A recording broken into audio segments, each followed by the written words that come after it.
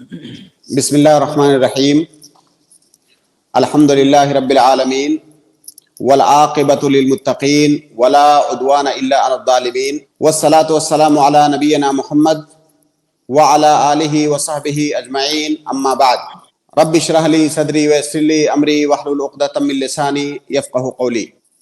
محترم ناظرین، new year کی آمد ہے اور اس مناسبت سے یہ بہتر سمجھا گیا کہ اس سے متعلق ہماری شریعت کا کیا موقف ہے، اس بارے میں آپ کے سامنے کچھ گفتگو رکھی جائے۔ یہ جو نیا سال ہے، عیسوی کیلنڈر کا نیا سال، اس کو سیلیبریٹ کرنے کی ابتدا نصرانیوں نے کیا۔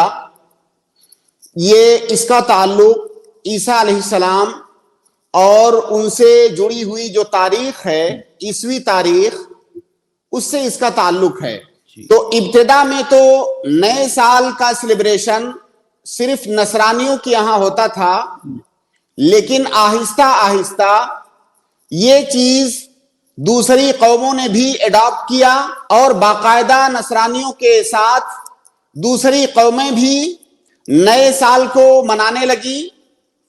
اس مناسبت سے لوگ جشن مناتے ہیں، اس مناسبت کو سیلیبریٹ کرتے ہیں، باقاعدہ ایک دوسرے کو نئے سال کی مبارکبادیاں دی جاتی ہیں۔ اور افسوس کی بات یہ ہے کہ دوسری قوموں کی طرح مسلمانوں نے بھی نصرانیوں کا ساتھ دینا شروع کر دیا اور باقاعدہ نئے سال کے جشن میں مسلمان بھی شریک ہونے لگے، اور حالات دن بدن بد سے بدتر ہوتے جا رہے ہیں۔ اور نوبت یہاں تک پہنچ گئی ہے کہ بہت سارے دین پسند طبقہ بھی اب اس میں شرکت کرنے لگا ہے، اور اس کو اندازہ بھی نہیں ہے کہ یہ مسئلہ کتنا خطرناک ہے۔ یہ مسئلہ کوئی ایسا صرف دنیاوی مسئلہ نہیں ہے جس میں وہ نصرانیوں کا ساتھ دے رہے ہیں، بلکہ اس کا تعلق ہمارے دین اور عقیدہ اور ایمان سے بھی ہے۔ آئیے چند باتیں اس سلسلے میں ہم جانتے ہیں، جس سے کہ ہماری شریعت کا موقف اس سلسلے میں ہمارے سامنے صاف طور سے آئے۔ سب سے پہلی بات، اللہ کے نبی صلی اللہ علیہ وسلم کی ایک حدیث ہے، اور اس حدیث میں اللہ کے نبی صلی اللہ علیہ وسلم نے مسلمانوں کو دوسری اقوام سے کس طرح سے ممیز کیا ہے کہ آپ کے اور دوسرے لوگوں کے درمیان تمام معاملات کے اندر فرق ہونا چاہیے، اور یہ فرق باقاعدہ دکھنا چاہیے کہ آپ مسلمان ہیں، آپ صرف ایک اللہ کو ماننے والے ہیں، آپ موحد ہیں، اور یہ فرق آپ کے تمام تصرفات میں دکھنا چاہیے۔ اللہ کے نبی صلی اللہ علیہ وسلم نے اس سلسلے میں فرمایا کہ من تشبہ بقوم فہو منہم، کہ مسلمانوں میں سے جو شخص کسی دوسرے قوم کی مشابہت اختیار کرتا ہے تو وہ انہی میں سے ہے۔ یعنی آپ میں اور دوسرے ادیان کے لوگوں میں فرق ہونا چاہیے، مشابہت نہیں ہونی چاہیے، اور یہ مشابہت نہ تو عبادتوں کے اندر ہونی چاہیے، اور نہ ہی یہ مشابہت دنیاوی معاملات میں اور عادات میں ہونی چاہیے۔ اگر یہ مشابہت عبادت کے اندر ہے، یعنی کوئی ایسی چیز جس کو عبادت کے طور پر غیر مسلم کرتے ہیں، ہمیں اسے کرنے سے منع کیا گیا ہے۔ اور جن چیزوں میں تشبہ کا تعلق عبادت سے ہے، بعد میں آنے والے زمانوں میں وہ چیز کتنی بھی منتشر ہو جائے اور رائج ہو جائے لوگوں میں، مسلمان بھی اس کو اپنا لیں، تب بھی ہم یہ نہیں کہیں گے کہ یہاں پر مشابہت ختم ہو گئی ہے کیونکہ اب یہ چیز عام ہو چکی ہے۔ نہیں، جن چیزوں کا تعلق عبادت سے ہے، اگر اس میں غیر قوموں کی مشابہت ہے تو یہ مشابہت قیامت تک باقی رہے گی۔ اس چیز کا انتشار چاہے جتنا ہو جائے، چاہے جتنے لوگ اس کو اپنا لیں، یہ مشابہت ختم نہیں ہوگی۔ اور اگر مشابہت کا تعلق عادات سے ہے، یعنی دنیاوی معاملات میں مشابہت ہے، تو اس میں قاعدہ یہ ہے کہ اگر وہ چیز بعد میں معروف ہو جائے لوگوں کے درمیان، سارے لوگ اس کو کرنے لگیں، تو وہاں پر مشابہت ختم ہو جاتی ہے۔ تو خلاصہ یہ کہ ہمارے دین نے ایک مسلمان کو، ایک مومن کو، ایک موحد کو یہ حکم دیا ہے کہ آپ کے اندر غیر اقوام سے مشابہت نہیں پائی جانی چاہیے۔ اور باقاعدہ طور سے فرق جو ہے واضح ہونا چاہیے کہ یہ حق ہے یہ باطل ہے، یہ صاحب حق ہے یہ صاحب باطل ہے، معاملہ کلیئر ہونا چاہیے، کسی قسم کی کوئی مداہنت نہیں ہونی چاہیے۔ کئی سارے لوگ یہاں پر یہ کہتے ہیں کہ بھائی مشابہت کی نیت سے ہم نہیں کرتے ہیں، ہم بہت ساری چیزیں ہم اس نیت سے نہیں کرتے ہیں کہ ہم لوگوں کی مشابہت کرنا چاہتے ہیں۔ تو اس کا جواب یہ ہے کہ میرے بھائی، مشابہت کے اندر یہ شرط نہیں ہے کہ جب آپ نیت کے ساتھ کرو تبھی وہ حرام ہے، اس میں نیت کا شرط نہیں ہے۔ اگر کوئی مشابہت اختیار کر رہا ہے تو وہ فی نفسہ ہی حرام ہے۔ جیسے مثال کے طور پر عورتوں والے کپڑے ہیں، اگر کوئی مرد عورتوں والے کپڑے پہنے تو ہم یہ نہیں دیکھیں گے اس کی نیت کیا ہے، مشابہت پائی گئی وہ حرام ہے، اس میں نیت کا کوئی دخل نہیں ہے۔ تو مشابہت کا تعلق ظاہری امور سے ہے، اس میں نیت کا دخل نہیں ہے۔ لہٰذا یہ سمجھنا کہ بھائی ہماری نیت تو ایسی کوئی نہیں ہے کہ ہم کفار کی مشابہت کر رہے ہیں تو یہ جائز ہے، نہیں، مشابہت پائی گئی تو وہ حرام ہے۔ یہاں پر ایک نقطہ دھیان میں رکھیں کہ ہماری شریعت میں مشابہت حرام کیوں ہے غیر مسلموں سے؟ مشابہت کے حرام ہونے کی وجہ یہ ہے کہ انسان کی فطرت ہے کہ جب کسی سے وہ مشابہت اختیار کرتا ہے ظاہری میں، ظاہری حیات میں، شکل و صورت میں، ظاہری چیزوں میں جب ہم کسی کی مشابہت اختیار کرتے ہیں تو یہ انسانی فطرت ہے کہ اس کے لیے ہمارے دل کے اندر بھی محبت، الفت اور ایک نرم گوشہ پیدا ہوتا ہے۔ اور ہماری شریعت اس سلسلے میں بہت سختی کے ساتھ ہدایت کرتی ہے کہ کفار کے ساتھ موالات نہیں ہونا چاہیے۔ اگر ظاہر میں مشابہت اختیار کرو گے تو تمہارے دل کے اندر بھی موالات پیدا ہوگی اہل باطل کے لیے۔ قرآن کریم کے اندر اللہ رب العالمین ارشاد فرماتا ہے کہ یا ایھا الذین آمنوا لا تتخذوا اليہود والنصارى اولیاء بعضهم اولیاء بعض ومن یتولہم منکم فإنہ منہم۔ تو اللہ رب العالمین نے یہود و نصارہ کے ساتھ موالات اختیار کرنے سے منع کیا ہے۔ اگر کوئی ان کے ساتھ موالات اختیار کرتا ہے تو ایسا شخص انہی میں سے ہے۔ اور انسانی فطرت ہے کہ جب انسان ظاہری شکل و صورت میں تشبہ اختیار کرتا ہے تو باطن میں اس کے دل کے اندر بھی موالات کا آنا یہ لازمی ہے۔ اور یہی وہ اصل نقطہ ہے جس کی وجہ سے ہماری شریعت نے غیر مسلموں سے، کفار کے ساتھ مشابہت اختیار کرنے سے منع فرمایا ہے۔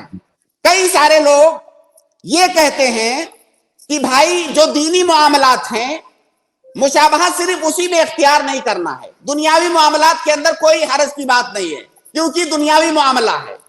تو اس میں دو باتیں، پہلی بات تو یہ مقدمہ ہی غلط ہے کہ مشابہت صرف دینی معاملات میں یا عبادت کے معاملات میں مشابہت ہوتی ہے۔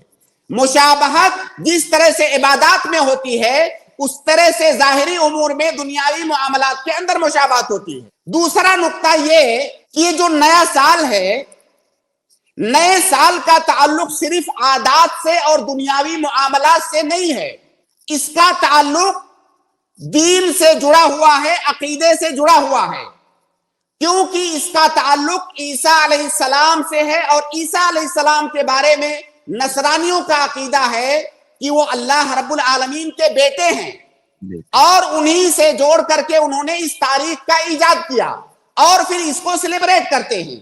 تو ہم یہ کیسے کہہ سکتے ہیں کہ اس کا تعلق صرف دنیاوی معاملات سے ہے؟ یہ باقاعدہ طور سے بلا واسطہ یہ ان کے دین اور عقیدہ سے جڑی ہوئی چیز ہے جس کو ہم ان کے ساتھ سیلیبریٹ کرتے ہیں۔ تو یہ صرف دنیاوی معاملہ نہیں ہے بلکہ یہ دین کا اور عقیدے کا معاملہ ہے۔ اور عیسیٰ علیہ السلام کے بارے میں عیسائیوں کا عقیدہ ہے نعوذ باللہ من ذالک کہ وہ اللہ رب العالمین کے بیٹے ہیں، اور اللہ رب العالمین نے حدیث قدسی کے اندر فرمایا کہ اگر کسی نے میرے لیے بیٹا ہونے کا عقیدہ رکھا تو اس نے گالی دیا مجھے۔ اب اگر ایک نصرانی عیسیٰ علیہ السلام کو اللہ کا بیٹا مانتا ہے اور باقاعدہ اس کو سیلیبریٹ کرتا ہے اور ہم اس کو مبارکبادی دیتے ہیں، اس مناسبت سے جشن مناتے ہیں، ان کا ساتھ دیتے ہیں، تو آپ بتائیے کہ اس عقیدے کا کیا حکم ہوگا؟ اللہ رب العالمین کو ایک شخص گالی دے رہا ہے اور ہم اس پر اسے مبارکبادی دے رہے ہیں، تو اس کا تعلق دین اور عقیدہ سے ہے۔ اسی طرح سے اللہ کے نبی صلی اللہ علیہ وسلم کی ایک حدیث ہے کہ جب آپ مدینہ آئے ہجرت کر کے تو وہاں پہ لوگوں کو دیکھا کہ لوگ جو ہے سال میں کئی دفعہ عید منا رہے ہیں، اس مناسبت سے بھی عید منا رہے ہیں۔ وہ اللہ کے نبی صلی اللہ علیہ وسلم نے جب ان سے پوچھا اس کے بارے میں تو انہوں نے کہا کہ یہ ہمارے عید ہیں اور ہم اس مناسبت سے خوشیاں مناتے ہیں، جشن مناتے ہیں، سیلیبریٹ کرتے ہیں۔ تو اللہ کے نبی صلی اللہ علیہ وسلم نے فرمایا کہ اللہ رب العالمین نے تمہیں اس سے بہتر 2 عیدیں دیا ہے، عید الفطر اور عید الاضحیٰ، اور عید الفطر اور عید الاضحیٰ تمہاری ان عیدوں کے قائم مقام ہیں۔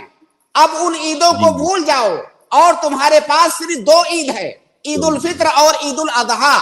اب اگر ہم ہر سال کسی خاص دن کو کوئی کسی مناسبت کے طور پر مناتے ہیں تو اسی کو عید کہا جاتا ہے۔ عید کی تعریف کیا ہے؟ عید کا ڈیفینیشن یہ ہے کہ کوئی ایسا دن جو ہر سال آئے اور اس کو ہم بار بار منائیں۔ عید کا مطلب ہوتا ہے بار بار آنا، تو وہ دن سال میں ایک بار آئے اور ہم اس کو سیلیبریٹ کریں، اس کو عید کہا جاتا ہے۔ تو اگر ہم نئے سال کو ہر سال ایک خاص تاریخ کو مناتے ہیں تو یہ عید ہے، اور ہماری شریعت میں کہا گیا ہے کہ ہمارے پاس صرف 2 عیدیں ہیں، ہم صرف انہی دونوں عیدوں کو منائیں گے۔ تو اس کا تعلق دین اور عقیدہ سے بھی ہوا، کیونکہ ہمارے یہاں 2 سے زیادہ عیدوں کو منانے کے لیے نہیں کہا گیا ہے۔ اسی طرح سے جب یہ ثابت ہوا کہ اس مناسبت کا تعلق عیسائیوں کی ایک عید سے ہے، عیسائیوں کے دین اور ان کے عقیدہ اور ان کے مذہب سے ہے، تو یہ ہماری شریعت کے اندر حرام ہوا۔ ہونا تو یہ چاہیے، ہماری شریعت میں جو نظام ہے وہ یہ ہے کہ ہمیں انکار منکر کرنا ہے۔ اگر کوئی غلط کام ہم دیکھ رہے ہیں تو ہمیں اس پر انکار کرنا ہے، اس کو ہاتھ سے روکنا ہے اگر استطاعت ہے، اگر استطاعت نہیں ہے ہاتھ سے روکنے کی تو زبان سے روکنا ہے، زبان سے بھی استطاعت نہیں ہے تو کم سے کم ہمیں اسے دل میں برا سمجھنا ہے۔ اور یہ جو دل میں برا سمجھنے والی بات ہے یہ ایمان کا ادنا درجہ ہے۔ آپ بتائیے کہ کیا ہمارے اندر ایمان کا ادنا درجہ بھی نہیں بچا ہے؟ آخر میں ایک ایسا انکار منکر ہے، ایک طرف آپ مبارکبادیاں دے رہے ہیں ایک گناہ پر، ایک معصیت پر، دوسری طرف آپ یہ کیسے دعویٰ کر سکتے ہیں کہ ہمارے دل کے اندر اس کے لیے کراہیت ہے؟ دل کے اندر کم سے کم کراہیت ہونا یہ ایمان کا سب سے کمتر درجہ ہے۔ اگر یہ درجہ بھی باقی نہ رہے تو کوئی گویا کہ وہ مومن نہیں رہا۔ تو ہمارے دلوں کے اندر یہ کیسی کراہیت ہے اس معصیت سے متعلق کہ ہم اس مناسبت سے دوسروں کو مبارکبادی دے رہے ہیں۔ کیا یہ ممکن ہے کہ ہم ایک طرف مبارکبادی دیں اور دوسری طرف ہم یہ کہیں کہ یہ معصیت ہے، اس کے لیے ہمارے دل کے اندر کراہت ہے؟ ہر مسلمان نماز کے اندر دن میں کم سے کم 17 بار ایک مسلمان سورہ فاتحہ پڑھتا ہے، نماز کے اندر 17 رکعتیں، اگر وہ صرف فرض نماز پڑھے تو، اور 17 بار وہ دعا کرتا ہے اللہ رب العالمین سے سورہ فاتحہ کے اندر کہ اہدنا الصراط المستقیم صراط الذین انعمت علیہم غیر المغضوب علیہم ولا الضالین۔ آپ دعا کیا کرتے ہیں؟ آپ غور کیجئے کہ آپ کے عمل میں اور آپ کے قول میں کتنا تضاد ہے۔ ایک جانب آپ اللہ رب العالمین سے یہ دعا کر رہے ہیں کہ اللہ تعالی ہمیں صراط مستقیم کی ہدایت دے، ہمیں سیدھے راستے کی ہدایت دے، صراط الذین انعمت علیہم، ایسے لوگوں کے راستے پر چلا جن پر تو نے انعام کیا ہے، غیر المغضوب علیہم ولا الضالین، ایسے لوگوں کے راستے پر ہمیں نہ چلا جن پر تیری غضب ہے اور جو گمراہ ہیں۔ یہاں پر مغضوب علیہم سے مراد یہودی ہیں اور ضالین سے مراد نصارہ ہیں۔ آپ نماز کے اندر یہ دعا کرتے ہیں روزانہ 17 بار کہ اللہ رب العالمین ہمیں نصرانیوں کے طریقے سے بچا، اور وہیں پر آپ نصرانیوں کے ساتھ مل کر کے عید مناتے ہیں اور جو ہے اس طرح سے اس مناسبت کو سیلیبریٹ کرتے ہیں۔ ایک جانب آپ اللہ رب العالمین سے ان کے راستے سے بچانے کی دعا کر رہے ہیں کہ ان کے راستے سے بچا، اور دوسری جانب آپ انہی کے راستے پر چل رہے ہیں۔ یہ کیسا تضاد ہے ہمارے قول اور عمل میں. اس لیے ہمیں چاہیے اس مسئلے کی سنگینی کو اور اس کی خطورت کو سمجھے. بہت سارے لوگ یہ سمجھتے ہیں کہ اس میں جو ہے جو اہل وطن ہیں یا جو ہمارے ساتھ رہتے بستے ہیں ہم ان کے ساتھ رواداری کر رہے ہیں. بھائی رواداری دینی معاملات میں نہیں ہے.